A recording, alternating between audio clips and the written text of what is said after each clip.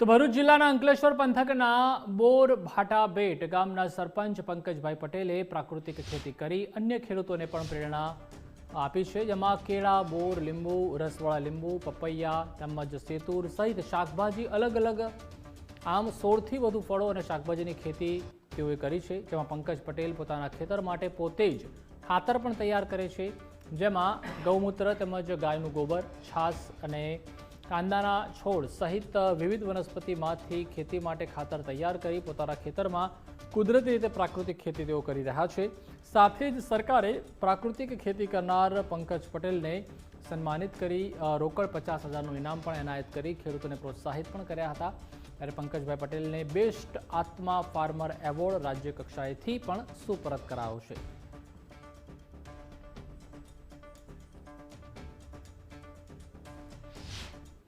ભરૂચમાં કુદરતી ખેતી તરફ પણ એક ખેડૂત વળેલા છે। નર્મદા નદીના કાંઠા વિસ્તારમાં એટલે કે અંકલેશ્વરના બોરભાટા બેટ વિસ્તારમાં એક ખેડૂત તમામ ખેતીનું ઉત્પાદન કુદરતી રીતે કરે છે, એટલે કે પ્રાકૃતિક રીતે કરે છે। સરકાર તરફથી તેઓને એવોર્ડ પણ આપવામાં આવ્યો હતો। ખાસ વાત કરવામાં આવે તો આજે આપણે એમની જે ખેતી છે તેની મુલાકાતે આવ્યા છે। હું તમને પ્રથમ દ્રષ્ટિએ એવું બતાવીશ કે જે પ્રકૃતિ ખેતી જે કરવામાં આવી છે, પ્રાકૃતિક ખેતી જે પપૈયાની ખેતી થાય, કેળાની ખેતી છે, બોરની ખેતી છે, લીંબુ સહિત અનેક શાકભાજી હોય, અનેક ફળફળાદી હોય, તે તમામની કરવામાં આવતી હોય છે। ત્યારે તમે જોઈ રહ્યા છો ભરૂચ જિલ્લાના જે ખેડૂતે અંકલેશ્વરના જે ખેતરમાં જે મોટા પ્રમાણમાં બોરડી તમે જોઈ રહ્યા છો, મોટા પ્રમાણમાં બોર આવી ગયા છે, કારણ કે હવે બોરની સિઝન આવશે ઉત્તરાયણને લઈને। ખાસ વાત કરવામાં આવે તો આપણી સાથે ખેડૂત પણ જોડાઈ ગયા છે। આપણી સાથે પંકજભાઈ છે। પંકજભાઈ સરકાર તરફથી પણ એવોર્ડથી સન્માનિત થઈ ચૂક્યા છે। પંકજભાઈ, તમારા જે ખેડૂત તમારું જે ખેતર છે, કયા કયા પ્રકારે તમે ખેતીનું ઉત્પાદન કરો છો અને કઈ રીતે કરો છો?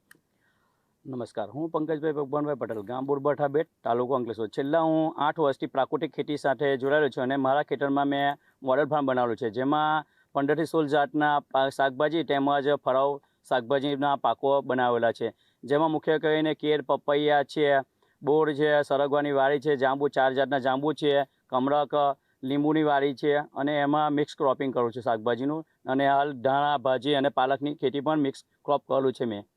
ખાસ કરીએ તો દવાથી પકવવા અને કુદરતી રીતે ખેતી કરવી, શું તફાવત એમાં અને આપને કેમ વિચાર આવ્યો કે આપણે પ્રાકૃતિક ખેતી કરીએ?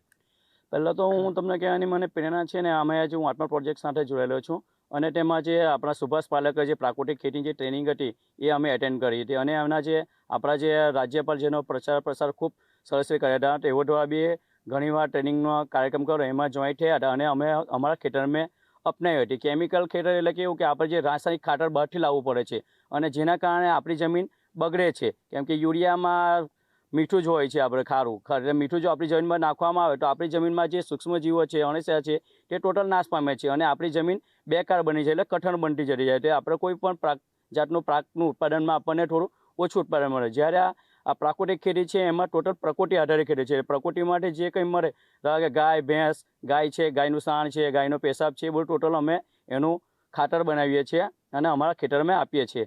તેમજ અગ્નિઅસ્ત્ર, બ્રહ્માસ્ત્ર, નિમાસ્ત્ર જેવી દવાઓ ઘરે બનાવીએ છીએ અને જે સ્પ્રે કરીએ છીએ, જેથી કરીને આપણે જે શાકભાજીનું ઉત્પાદન મળે એ કેમિકલ રહિત મળે છે। કેવું લાગે છે અંકલેશ્વરના વિસ્તારમાં તમે પ્રથમ એવા ખેડૂત છો કે જે પ્રાકૃતિક ખેતી કરો છો, લોકોને શું સંદેશો આપવા માંગો છો? મેં જે પ્રમાણે પ્રાકૃતિક ખેતી કરી છે એવું અમારા ગામના ખેડૂતો અને આજુબાજુના ખેડૂતો જો અપનાવે તો આપણી જે જમીન છે, જમીન ખાસ કરીને ખાસ સુધરશે અને આપણે આપની આવનાર પેઢીને આપણે સારી એવી જમીન આપી શકીશું અને લોકોનું સ્વાસ્થ્ય બી જળવાય, કેમ કે આ કે જે કંઈ આપણે કેમિકલ ફ્રી શાકભાજી ખાઈશું તો આપણું સ્વાસ્થ્ય બી સારું રહેશે અને આપણા સમાજનું તેમજ આપણા આજુબાજુના લોકોનું પણ સ્વાસ્થ્ય સારું રહેશે। સરકાર તરફથી તમને એવોર્ડ અપાયો તો, સન્માનિત કરાયા હતા, શું માનો છો સરકારને કઈ રીતે જોઈ શકો છો તમે? લોકોને એક પ્રોત્સાહિત કરવાનું કામ કરતી હોય સરકાર, એવું લાગે છે કે લોકોને પ્રકૃતિ ખેતી તરફ વળાવવાના સરકાર પણ પ્રયાસ કરતી હોય? જી, તમારું જે કહેવું છે તો એ ચોક્કસ સાચું છે, કારણ કે સરકારશ્રીનો બી મુખ્ય ઉદ્દેશ આપણા વડાપ્રધાન માન્ય છે તેઓ બી કહેવામાં છે ખેડૂતો આત્મનિર્ભર બને। કે આત્મનિર્ભર એટલે માટે કે પ્રાકૃતિક ખેતી કરશે તો જ ખેડૂતો આત્મનિર્ભર મળશે।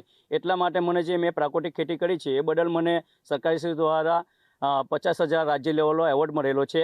એ બદલ હું સરકારશ્રીનો બી આભાર વ્યક્ત છું અને બધા ખેડૂતો આ પ્રાકૃતિક ખેતી તરફ વળે તો એવી હું ઈચ્છા ધરાવું છું।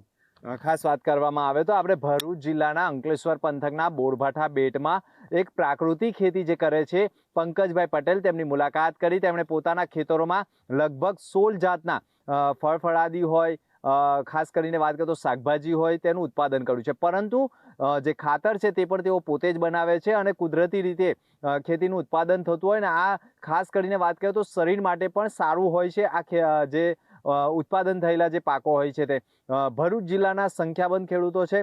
જો મોટા ભાગના ખેડૂતો પ્રકૃતિ સુરક્ષા, પ્રકૃતિ ખેતી તરફ વળે તેવા સંદેશા પણ હાલ ખેડૂતો આપી રહ્યા છે. ત્યારે સરકાર તરફથી પણ લોકોને પ્રોત્સાહન કરવામાં આવે છે અને ખેડૂતો પણ આત્મનિર્ભર બને તેવા પ્રયાસો પણ કરવામાં આવી રહ્યા હોવાનું પણ આપણને જાણવા મળ્યું છે. મનોજ ખંભાતા સાથે દિનેશ મકવાણા, ગુજરાત ફર્સ્ટ.